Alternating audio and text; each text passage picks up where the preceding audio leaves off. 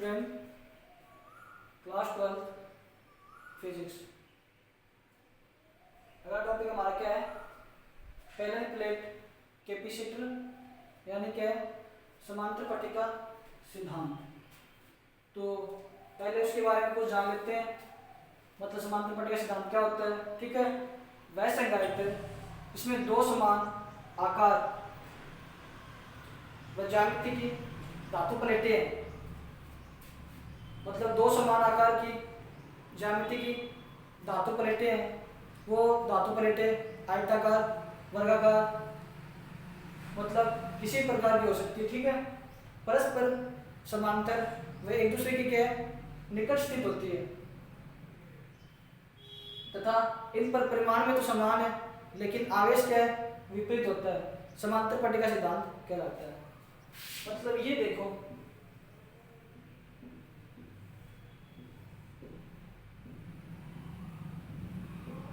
मतलब समांतर पट्टिका सिद्धांत यहां से समझते हैं। देखो, वह संगायित्र जो दो समान आकार है की धातु प्लेटें हैं, ठीक है, वो परस्पर एक दूसरे के समांतर और एक दूसरे के निकट स्थित है, मतलब पास पास में। तो इन पर परिमाण तो समान होगा, लेकिन जो इन पर आवेश होगा ना, वो विपरीत होगा। इस पर क्यों आवेश है, इस पर क्यों माइनस आवेश है, तो ये क्या कहलाएगा? समांतर पट्टिका सिद्धांत। ठीक है, समझ गए? मतलब आकार में सेम होगी, मतलब कोई भी आकृति, वर्गाकार आकृति ले लो, ज्यामिति ले लो, मतलब आयताकार, वर्गाकार, कुछ भी ले लो, दो आकृति ले ली, एक दूसरे के निकट स्थित है, एक दूसरे के समांतर है। ये परिमाण भी समान है इनके, लेकिन जो आवेश होगा ना, वो विपरीत होगा। इसलिए क्या कहलाएगा? समांतर पट्टिका सिद्धांत। ठीक है, अब हमें क्या ज्ञात करनी है? संधारित्र की दायिता। तो संधारित्र की दायिता ज्ञात करने के लिए देखो, ये दो प्लेटें बनानी है।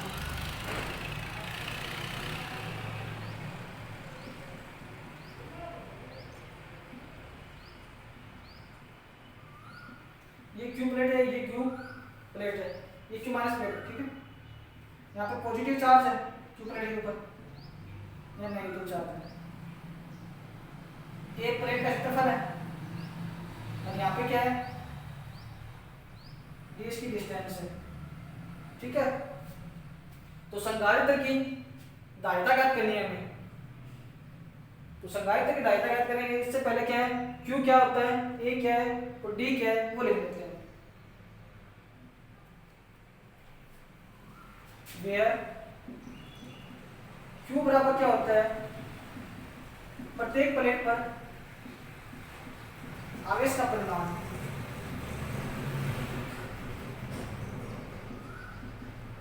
मतलब प्रत्येक प्लेट पर क्या है? आवेश का परिमाण। क्यू का मतलब, ए का मतलब क्या है? प्रत्येक प्लेट पर क्षेत्रफल, प्रत्येक प्लेट पर क्षेत्रफल। तो डी का मतलब यहाँ पे है दोनों प्लेटों के बीच की दूरी।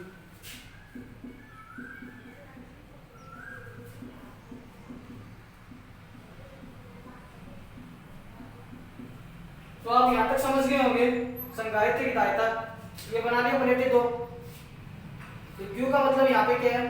प्रत्येक प्लेट पर आवेश का परिमाण, एक है प्रत्येक प्लेट पर क्या है? क्षेत्रफल। तो D का मतलब यहाँ पे है दोनों प्लेटों के बीच की दूरी। ठीक है, तो अब हम लिखेंगे, माना प्लेटें निर्वात के मध्य स्थित है, तो प्लेटों का मध्य क्षेत्रफल होगा। माना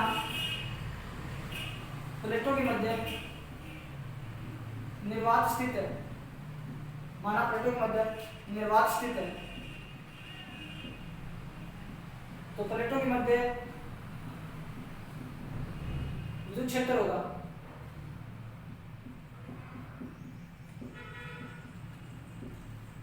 क्या लिखा? माना प्लेटों के मध्य निर्वात स्थित है, तो प्लेटों के मध्य विद्युत क्षेत्र होगा। मतलब प्लेटों के मध्य निर्वात स्थित है। ठीक है, निर्वात का मतलब यहाँ पे ऑप्शन नोट से है। ठीक है, तो प्लेटों के मध्य विद्युत क्षेत्र होगा। तो विद्युत क्षेत्र को ई से रिप्रेजेंट करेंगे, तो सिग्मा को पहले प्लेट ऑप्शन और दूसरी प्लेट में सिग्मा अपॉन 2 एप्सिलॉन। मतलब दोनों प्लेटों के मध्य जो क्षेत्र ये होगा, तो देखो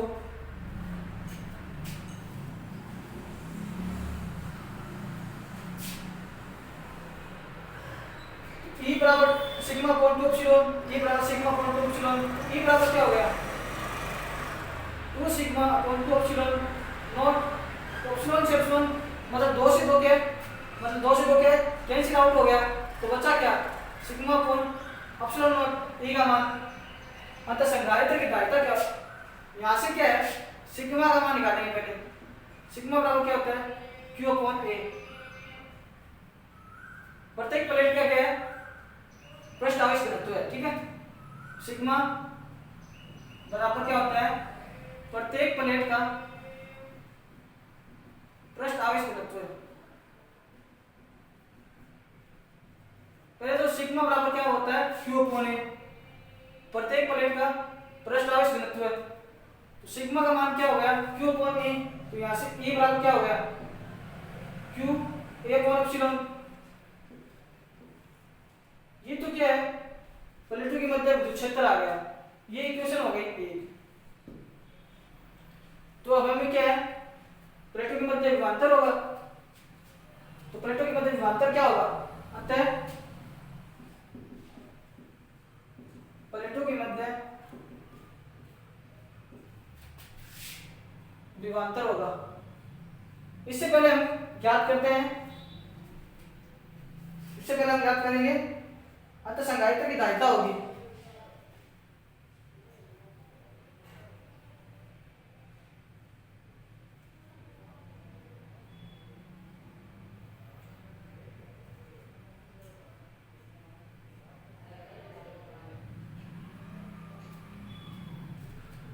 ये ज्ञात क्या कर लिया हमने प्लेटों के मध्य विद्युत क्षेत्र है, तो विद्युत क्षेत्र ज्ञात करने पर अंतः प्लेटों के मध्य विभवांतर होगा। तो विभवांतर का फॉर्मूला क्या होता है V बराबर E क्रॉस D। तो यहां से E का मान क्या है इक्वेशन 2 में पुट कर देंगे, इक्वेशन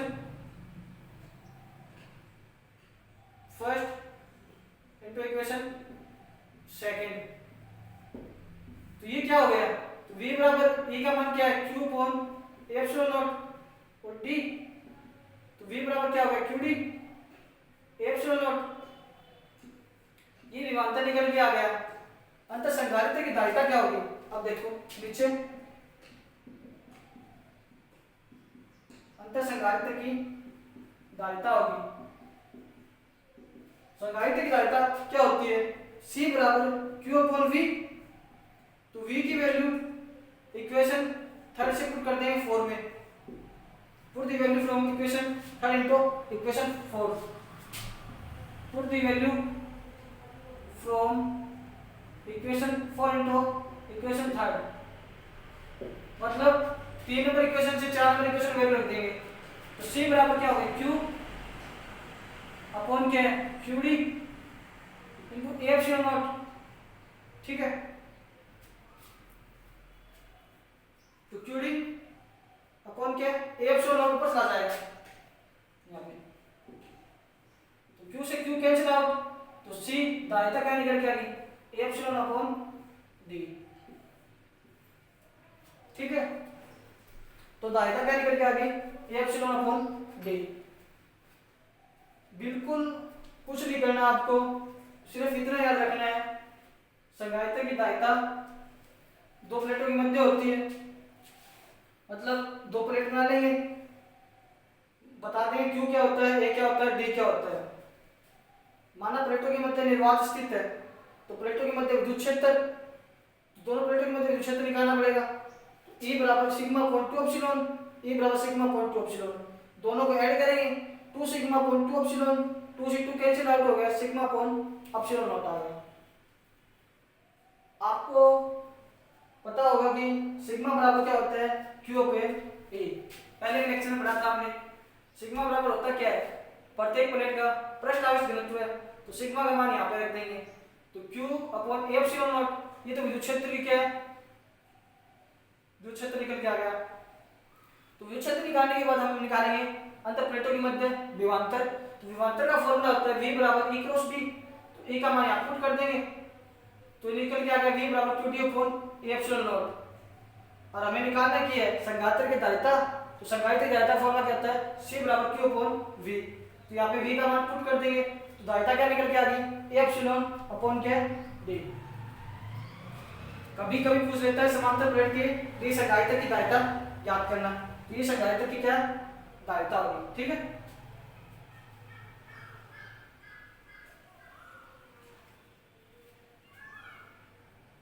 ये तो संघातर की दायिता निर्वात में स्थित हो तब है। अब हम करेंगे जब परावृत्त माध्यम की उपस्थिति में दायिता, मतलब परावृत्त माध्यम की उपस्थिति में दायिता निकालेंगे।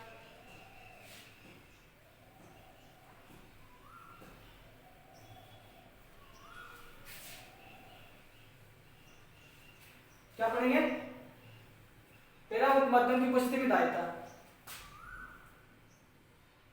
परावृत्त माध्यम की उपस्थिति में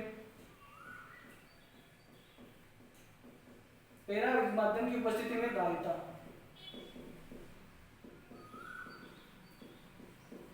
तो पहले तो हमने क्या पढ़ा था संधारित्र की दायिता। और कभी कभी पूछ लेता है मतलब समांतर प्लेट के लिए संधारित्र की दायिता तो बता देंगे। कभी कभी ऐसे पूछता है समांतर प्लेट के संधारित्र के लिए परावृत्त माध्यम की उपस्थिति में दायिता निकालना, ठीक है। ये भी इंपॉर्टेंट है, ध्यान से पढ़ना। देखो परावृत्त माध्यम की उपस्थिति में दायिता, वापस वही डायग्राम। ये एक प्लेट है, ये दूसरी प्लेट है। यहाँ पे Q minus Q plus plus plus मतलब पॉजिटिव चार्ज नेगेटिव नेगेटिव। इनके मध्य की दूरी क्या d डिस्टेंस है, दोनों प्लेटों के बीच की दूरी। अब की बात क्या रखा है परावृत्त माध्यम की उपस्थिति में दायिता। तो यहाँ पे क्या है ये चार ना लिखा के ये लिखा देंगे। ये क्या है परावृत्त माध्यम की उपस्थिति में, मतलब यहाँ पे ER का मतलब है परावृत्त माध्यम, ठीक है। और A का मतलब है प्रत्येक प्लेट का क्षेत्रफल। और Q का मतलब क्या होता है प्रत्येक प्लेट के आवेश का परिमाण। और D क्या होता है दोनों प्लेटों के मध्य की दूरी यानी बीच की दूरी। माना कोई परावृत्त माध्यम प्लेटों के मध्य पूर्ण रूप से बराबर, तो प्लेटों के मध्य विद्युत क्षेत्र होगा। देखो लिखेंगे माना प्लेटों के मध्य परावृत्त माध्यम मतलब ER पूर्ण रूप से भरा है, पूर्ण रूप से भरा है। तो प्लेटों के मध्य विद्युत क्षेत्र, विद्युत क्षेत्र क्या होगा लिख दिया। माना प्लेटों के मध्य परावृत्त माध्यम उपस्थित यानी ER पूर्ण रूप से भरा है तो प्लेटों के मध्य विद्युत क्षेत्र होगा। तो हमने प्लेटों के मध्य विद्युत क्षेत्र क्या निकाला था उसमें E बराबर Q upon A epsilon not. परावृत्त माध्यम है तो ER लगा देंगे साथ में। ये इक्वेशन आ गई यानी E बराबर Q A upon epsilon ER। तो प्लेटों के मध्य विभवांतर होगा। ये तो विद्युत क्षेत्र आ गया प्लेटों के मध्य, अंतर प्लेटों के मध्य विभवांतर, प्लेटों के मध्य विभवांतर। संघारित्र की दायिता निकाली थी यहाँ, वहाँ पे विद्युत क्षेत्र डायरेक्ट निकाला था, निकल के आया था E बराबर Q अपॉन एप्सिलॉन नॉट। तो वो विद्युत क्षेत्र यहाँ पे काम लिया डायरेक्ट, ठीक है। परावृत्त माध्यम में PR साथ में आ गया, ठीक है। अब प्लेटों के मध्य विभवांतर यानी V बराबर क्या होता है E क्रॉस T। तो वही वापिस इक्वेशन 2 में मार्क देंगे put the value from equation 2 into equation 1, मतलब 2 से 1 में वैल्यू रख देंगे तो v बराबर क्या होगा, t का मतलब a epsilon r into D, यानी क्या Q D A epsilon epsilon r, ठीक है। यानी विभवांतर निकल के आ गया Q D A epsilon not और एप्सिलॉन r, ये 3 नंबर आ गया, मतलब विभवांतर निकल के आ गया, ठीक है। तो विभवांतर निकलने के बाद संधारित्र की धारिता निकालेंगे, अंत संधारित्र की धारिता, संधारित्र की धारिता होगी, धारिता को c से रिप्रेजेंट करते हैं यानी q अपॉन v। तो ये v का मान निकल के आया ना थर्ड इक्वेशन में, वो मान यहाँ पे पुट कर देंगे, मतलब इक्वेशन 4 में पुट कर देंगे। Put the value from equation 4 into equation 3, ठीक है। तो c बराबर क्या होगा, q, v का मान क्या है क्यू डी, यानी ऊपर चला गया A epsilon not epsilon r, q से q कैंसिल आउट हो गया, धारिता निकल के आ गई A epsilon not epsilon r upon d, ठीक है। यानी धारिता क्या निकल के आ गई A epsilon not epsilon r upon d। तो पहले तो हमने क्या निकाला था, संधारित्र के लिए धारिता, और अब हम निकालें जब प्लेटों के मध्य परावैद्युत माध्यम उपस्थित हो तो धारिता निकालनी। जब तो प्लेट के मध्य निर्वात में स्थित थी, मतलब प्लेटें, जब संधारित्र की धारिता निकाली थी।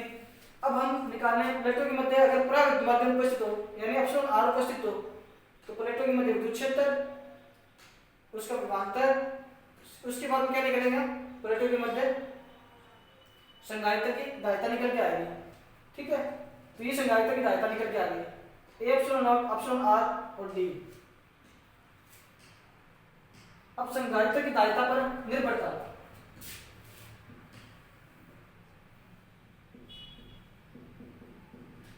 संधारित्र की धारिता पर निर्भरता,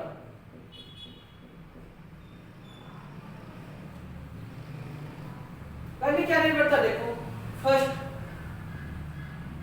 C एप्सिलॉन A, मतलब C प्रोपोर्शनल A, अर्थात धारिता क्या है,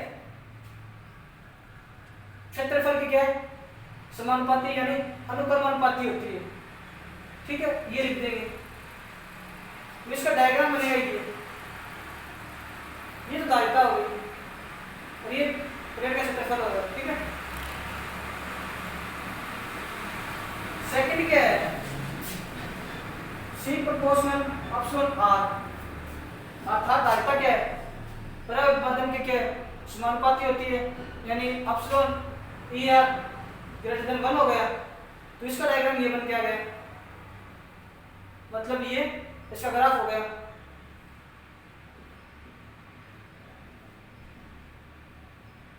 अब हमारा क्या है, C proportional 1 upon D, 3 number, C proportional 1 upon D, अर्थात धारिता क्या है, प्लेटों के बीच की दूरी की क्या है, व्युत्क्रमानुपाती होती है। तो इसका डायग्राम यानी ग्राफ ऐसे बनेगा,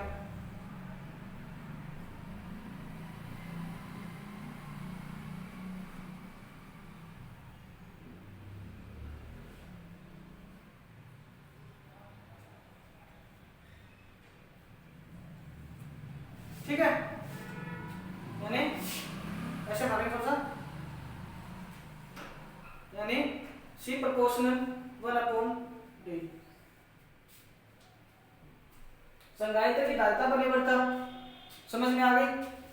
पहले निर्भरता तो क्या है, C प्रोपोर्शनल A, यानी क्या है, अर्थात धारिता क्या है, प्लेटों के मध्य क्षेत्रफल की क्या है, समानुपाती होती है यानी अनुक्रमानुपाती। तो इसका आलेख ये बन के आ गया यानी ग्राफ।